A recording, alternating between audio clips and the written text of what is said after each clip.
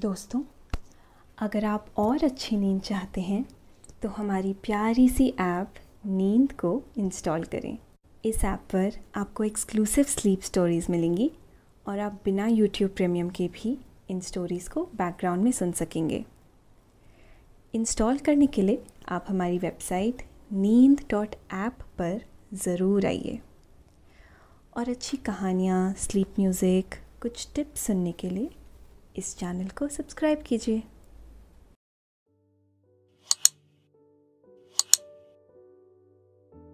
नमस्कार, मैं हूं लोकेश और आज मैं प्रस्तुत करता हूं आकाश कौशिक द्वारा लिखी हुई एक खूबसूरत स्लीप स्टोरी। ये कहानी आपको महाभारत के समय भोजन कैसे बनाया जाता था इस रहस्य को सुलझाएगी और कई रहस्यों से पर्दा भी उठाएगी। दोस्तों, महाभारत के युद्ध में बहुत सी सेनाओं ने भाग लिया था। यानी इस युद्ध में सभी महारथियों और सेनाओं को मिलाकर करीब 50 लाख से ज्यादा लोगों ने भाग लिया था। लेकिन यहां अब सवाल ये उठता है कि इतनी विशाल सेना के लिए युद्ध के दौरान भोजन कौन बनाता था और कैसे इस सब का प्रबंध होता था। और सबसे बड़ा सवाल यह है कि जब हर दिन हजारों लोग मारे जाते थे तो शाम को खाना किस हिसाब किताब से बनता था। आइए जानते हैं आज की इस कहानी में। लेकिन पहले आप अपने आसपास की सारी लाइट्स ऑफ करके आराम से लेट जाएं। अपनी आंखें धीरे से बंद कर लीजिए। अब थोड़ा सा अपने शरीर को आराम दीजिए। थोड़ा और आराम। अपने शरीर को बिल्कुल ढीला छोड़ दीजिए। कोई टेंशन नहीं, कोई तनाव नहीं। अपने दिमाग में चल रहे सभी विचारों को, चिंताओं को त्याग दें। एक शांति सी महसूस करें। सब नेगेटिव पॉजिटिव विचारों को धीरे धीरे निकाल दें। हाथों को सीधा करके अपनी कमर के साइड में रख लीजिए। अपनी सांस पर ध्यान लगाएं। इसको धीमे या तेज नहीं करना है। बस ध्यान देना है कि कैसे वो आपके अंदर प्रवेश कर रही है और कैसे वो वापस आपके गले और नाक के माध्यम से वापस निकल रही है। आपका मन शांत, एकदम शांत होता जा रहा है। आप अच्छा महसूस कर रहे हैं। खुद को काफी हल्का फील कर रहे हैं। सब तरफ शांति है, सुकून है, खामोशी है। महाभारत की युद्ध में कौरवों की 11 अक्षौणी सेना और पांडवों की 7 अक्षौणी सेना थी। हालांकि कौरवों की सेना संख्या में बहुत अधिक ज्यादा थी, परंतु फिर भी पांडवों ने हार नहीं मानी थी। अर्जुन एक दिन भगवान श्री कृष्ण के शिविर में गए और उनसे कहने लगे कि केशव, आपको नहीं लगता कि पांडवों की सेना संख्या में कम है और कौरवों की सेना संख्या में हमसे ज्यादा है? यह बात हमारे लिए चिंता का विषय हो सकती है। हमें अपनी सेना को बढ़ाने के विषय में सोचना चाहिए। हमें कुछ और राजाओं को अपने साथ सम्मिलित कर लेना चाहिए जो युद्ध में भाग लेना नहीं चाहते हैं। उन्हें हमें किसी भी तरह मनाना होगा। परंतु भगवान श्री कृष्ण कहते हैं कि हे अर्जुन, युद्ध सेना की संख्या से नहीं बल्कि बाहुबली साहस से जीते जाते हैं। तुम युद्ध के विषय में कोई चिंता मत करो, सब कुछ बस मेरे ऊपर छोड़ दो और जैसा चल रहा है एक दृष्टा की भांति देखते रहो। अपने कर्तव्य का पालन करो। महाभारत को हम सही मायने में विश्व का प्रथम विश्व युद्ध भी कह सकते हैं, क्योंकि उस समय शायद ही ऐसा कोई राज्य था जिसने इस युद्ध में भाग न लिया हो। उस काल में आर्यव्रत के समस्त राजा कौरव पांडव के पक्ष में खड़े दिख रहे थे। हम सभी जानते हैं कि श्री बलराम और रुक्मी ये दो ही व्यक्ति ऐसे थे जिन्होंने इस युद्ध में भाग नहीं लिया था। किंतु एक और राज्य ऐसा था जो युद्ध क्षेत्र में होते हुए भी युद्ध से विरक्त था, और वो दक्षिण के राज्य उदुपी के नाम से बहुत अधिक विख्यात था। उदुपी के राजा अपने युद्ध कौशल और बाहुबल के लिए पूरे भारतवर्ष में बहुत अधिक जाने माने जाते थे। महाभारत में वर्णित कथा के अनुसार जब उदुपी के राजा अपनी सेना सहित कुरुक्षेत्र पहुंचे तो कौरव और पांडव दोनों उन्हें अपने अपने पक्ष में लेने का प्रयत्न करने लगे, लेकिन थोड़ी बहुत दूरदर्शिता उन्हें भी प्राप्त थी और वो भगवान श्री कृष्ण का बहुत अधिक आदर सम्मान करते थे। उन्होंने श्री कृष्ण से पूछा, दोनों ओर सिर्फ युद्ध की बातें चल रही हैं, परंतु किसी ने यह नहीं सोचा कि इतनी विशाल सेना जो कि युद्ध में भाग ले रही है, उनके खाने पीने का प्रबंध कैसे होगा। इतनी महत्वपूर्ण बात लोगों ने भुला दी और कोई भी इस पर विचार नहीं कर रहा है। कौरव पांडवों का महायुद्ध होना तय हो गया।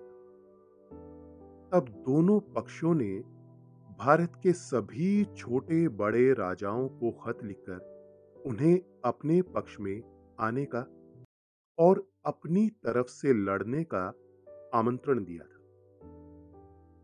जब कौरव और पांडव दोनों के खत दक्षिण भारत में स्थित उदुपी के राजा के पास पहुंचे तो वो बड़े ही असमंजस में पड़ गए थे।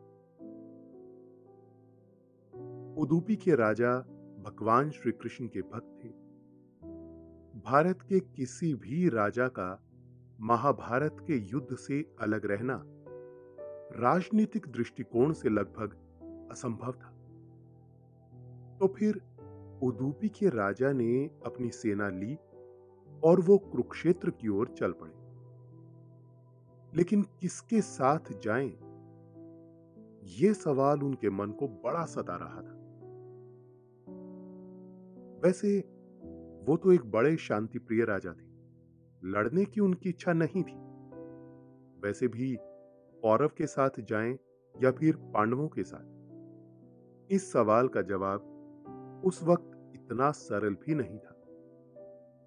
खुद भगवान श्री कृष्ण की नारायणी सेना कौरव के पक्ष में लड़ रही थी और उसके विपरीत भगवान श्री कृष्ण स्वयं अर्जुन के सारथी बनकर पांडवों के पक्ष में खड़े थे। कुरुक्षेत्र में पहुंचकर उदूपी के राजा की मनोदशा और भी विकट हो गई थी।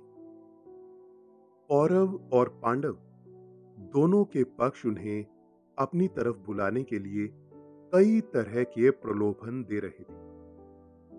असमंजस में पड़ के राजा ने अपने आराध्य भगवान श्री कृष्ण के पास जाकर उनसे सलाह मांगी।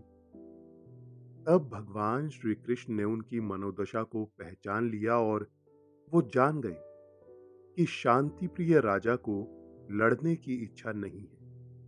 तो फिर श्री कृष्ण ने उन पर एक अलग लेकिन बहुत ही महत्वपूर्ण जिम्मेदारी सौंप दी।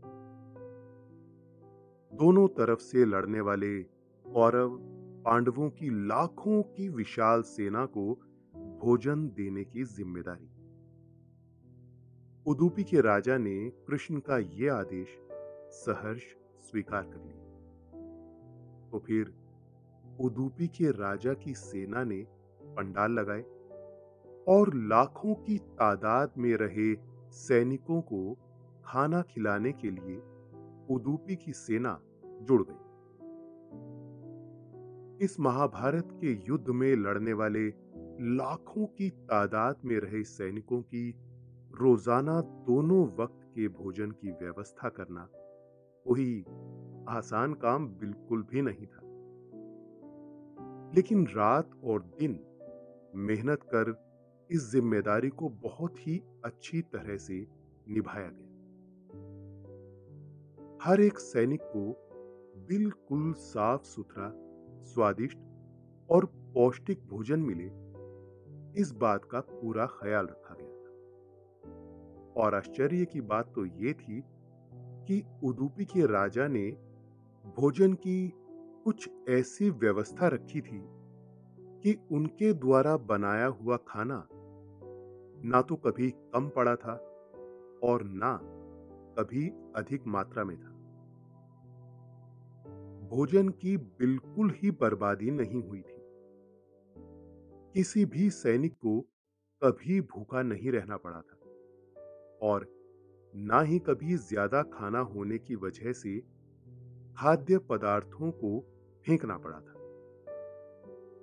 और इस बात का सभी लोगों को बड़ा आश्चर्य हो रहा था, क्योंकि 18 दिन चलने वाले इस महाभारत के युद्ध में रोज हजारों की तादाद में सैनिक मर रहे थे, वीर गति को प्राप्त हो रहे थे। शाम को खाने के लिए आने वाले सैनिकों की संख्या हर दिन घटती जा रही थी और फिर भी उदूपी के राजा सिर्फ उतने ही लोगों का भोजन पहले से ही तैयार रखते थे जितने लोग शाम को भोजन के लिए आने वाले। कभी भी उदूपी के राजा का अंदाजा नहीं चूका। उन्हें पहले से ही पता था कि आज कितने लोग युद्ध में मरने वाले। जब महाभारत का युद्ध खत्म हो गया, पांडव जीत गए और धर्मराज युधिष्ठिर का राज्याभिषेक हो गया था, तब उन्होंने दरबार में ही उदूपी के राजा की बड़ी तारीफ की थी। धर्मराज ने राजा को उनकी अच्छी व्यवस्था की बात के लिए इनाम भी दिए थे और बड़े ही आदर्श से एक दरबार में उनसे पूछा कि आपका बनाया हुआ भोजन ना कभी कम पड़ा और ना ही कभी ज्यादा हुआ। आपको कैसे पहले से ही पता चलता था कि शाम तक आज कितने लोग वीर गति को प्राप्त होने वाले हैं? तब उदूपी के राजा ने जवाब दिया था, ये सब भगवान श्री कृष्ण की कृपा है और वही मुझे अप्रत्यक्ष तौर पर संकेत दिया करते थे। भगवान श्री कृष्ण को मूंगफली के भुने हुए दाने बेहद पसंद थे। तब मैं खुद अपने हाथों से उनको शाम के वक्त कुछ भुने हुए मूंगफली के दाने दिया करता था। लेकिन मैं वो सब दाने गिनकर उनके सामने रख देता था और भगवान श्री कृष्ण कभी भी उन दानों को पूरी तरह से नहीं खाते थे। वो उस बर्तन में ही छोड़ देते थे। भगवान श्री कृष्ण के ग्रहण किए हुए दाने और छोड़ दिए गए दानों को अंदाजा लगाकर मैं ये पता कर लेता था कि कल शाम कितने लोग खाने के लिए वापस आने वाले हैं। और भगवान श्री कृष्ण का दिया हुआ संकेत कभी भी गलत साबित नहीं। भगवान श्री कृष्ण जितनी मूंगफली खाते थे उसकी 1000 गुना सेना अगले दिन युद्ध में मारी जाती थी। मतलब अगर भगवान श्री कृष्ण 50 मूंगफली खाते थे तो अगले दिन ये बात साफ थी कि 50,000 लोग युद्ध में वीर गति को प्राप्त हुए। इस हिसाब से अंदाजा लगाकर मैं भगवान श्री कृष्ण के संकेत अनुसार भोजन बनाया करता था ताकि बिल्कुल भी भोजन बर्बाद ना हो और मां अन्नपूर्णा का इस युद्ध में कोई नुकसान ना हो। तब दरबार में रहे भगवान श्री कृष्ण ने उदुपी के राजा और उनके सैन्य को आशीर्वाद दे दिया कि तुम्हारे वारिस अगर लोगों को खाना खिलाने के व्यवसाय में जुट जाएंगे तो उन्हें कभी भी किसी चीज की कमी नहीं पड़ेगी। और दोस्तों, हजारों सालों से उदुपी प्रांत के कई सारे लोग आहार गृह और लोगों को खाना खिलाने के व्यवसाय में यानी कि होटल के व्यवसाय से जुड़े हुए हैं। और अगर आज भी आप देखेंगे तो भारत के आहार गृह के व्यवसाय में होटल कारोबार में उदुपी के लोगों का बड़ा ही वर्चस्व स्थापित है। भारत के सभी प्रमुख शहर के होटल कारोबार पर उदुपी के लोग ही अपना वर्चस्व बनाए रखते हैं। भारत के बाहर भी इनका होटल कारोबार अच्छी तरह से फैला हुआ है और जो काफी फल फूल रहा है। अपने होटल को ये लोग किसी मंदिर की तरह बिल्कुल साफ सुथरा और सुंदर रखते हैं। हर ग्राहक को भगवान श्री कृष्ण का रूप मानकर उनकी दिल से सेवा करते हैं। हर एक को साफ सुथरा, स्वादिष्ट और पौष्टिक खाना मिले, इस बात का पूरा पूरा ख्याल रखते हैं। अपने ग्राहक को कभी नाराज नहीं करते। हमारे भोजन का दर्जा कभी भी कम ना हो, इस बात का वो हमेशा ख्याल रखते हैं। दिन रात मेहनत से और लगन से लोगों को खाना परोसने में, लोगों की सेवा करने में वो जुटे रहते हैं। और इसी वजह से ये लोग बड़े ही खुशहाल और आर्थिक दृष्टिकोण से समृद्ध लोग हैं। और जिस तरह से ये अपना होटल कारोबार चलाते हैं उसे हम एक आदर्श भी मान सकते हैं। दरअसल पांडव ये बात जानते थे कि भगवान श्री कृष्ण के बिना उनकी जीत असंभव थी। पूरे महाभारत के युद्ध में भगवान श्री कृष्ण ने बिना शस्त्र उठाए पांडवों की जीत निश्चित कर दी थी।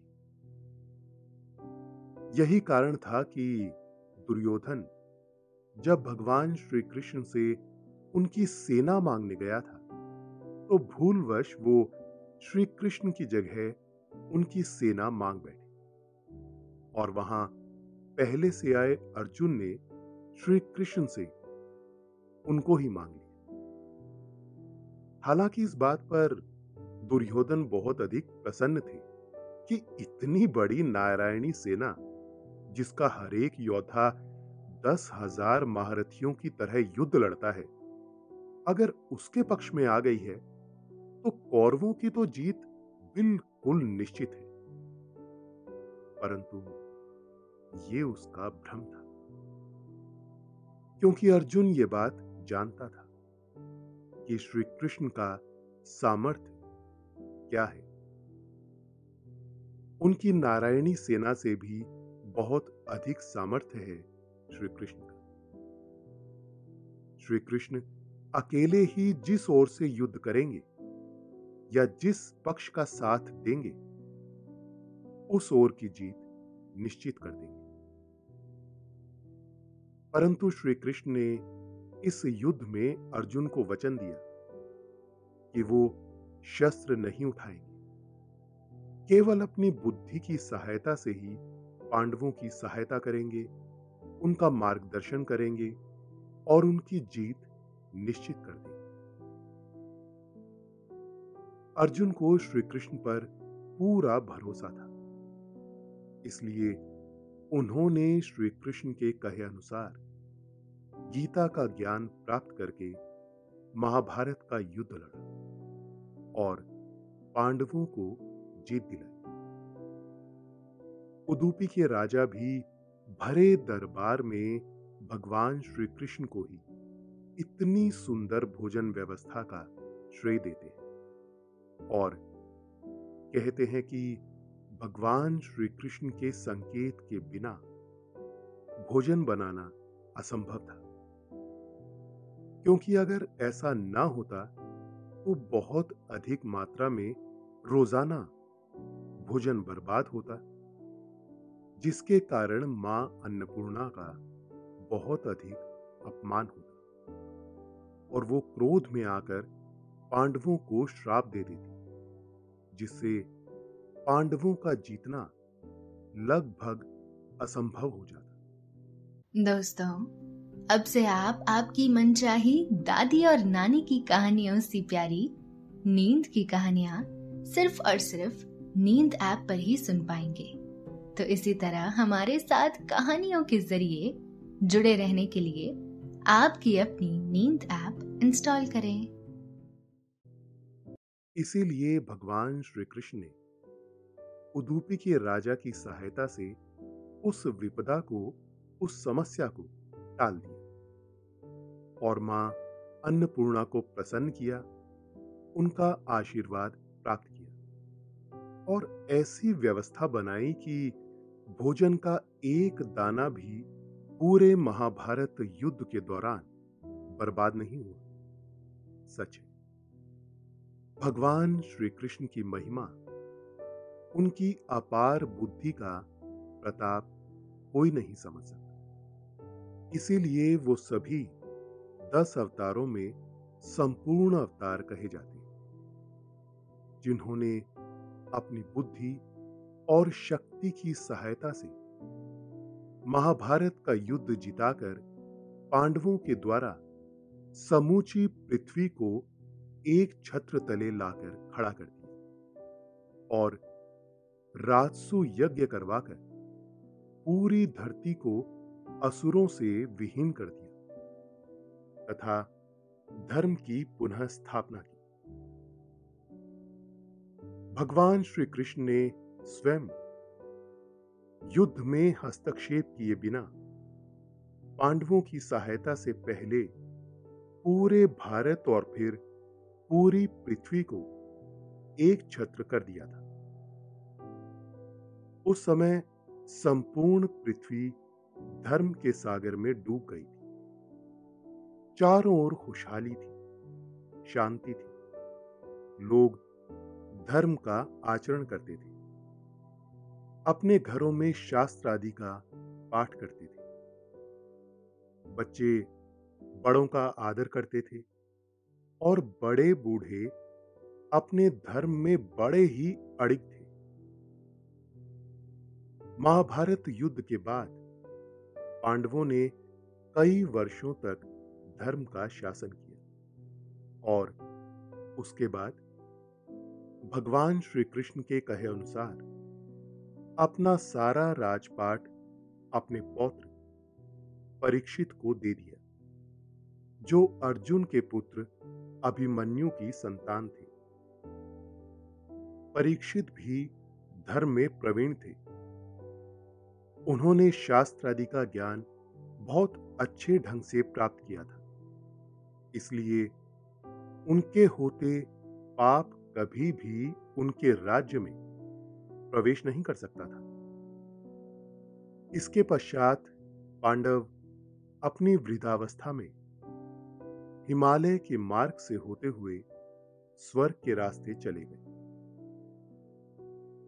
कहते हैं आज भी लोग हिमालय में स्वर्ग की सीढ़ियों को खोजते रहते हैं, जिसकी सहायता से पांडव स्वर्ग को चले गए थे।